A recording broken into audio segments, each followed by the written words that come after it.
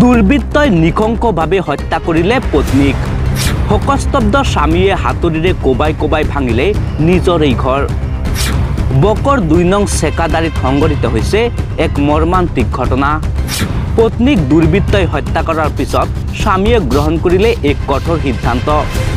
পত্নীৰ মৃত্যুক সহজভাৱে ল'ব নোৱাৰি হতভাগ্য স্বামীয়ে নিজৰ ঘৰখনৰ বেৰত নিজেই হাতুৰিৰে ভাঙি চূৰ্ণ বিচূৰ্ণ কৰিলে। এই ঘটনাই শোকস্তব্ধ কৰিছে অঞ্চলবাসীক। উল্লেখ্য যে বকো আৰক্ষী থানাৰ অন্তৰ্গত ২ নং চেকাদাৰীৰ উত্তম নাথ নামৰ লোকজনৰ পত্নীক দেৱালীৰ দিনা দুৰ্বৃত্তই হত্যা কৰি ঘৰৰ কুৱাত পেলাই থৈ গৈছিল।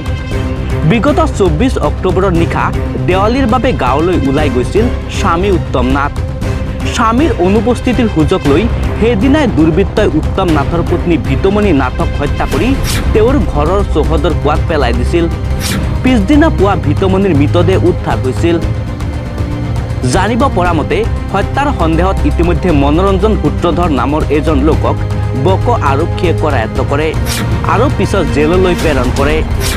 কিন্তু তাৰ পিছত পত্নীৰ শোকত স্বামীয়ে নিজৰ ঘৰখন ভাঙি পেলায় আৰু মৃত পত্নীৰ ফটো হাতত লৈ বুক শুকাই কান্দি উঠে।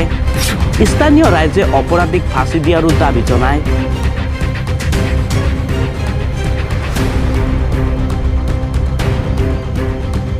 News desk, Assam expensive.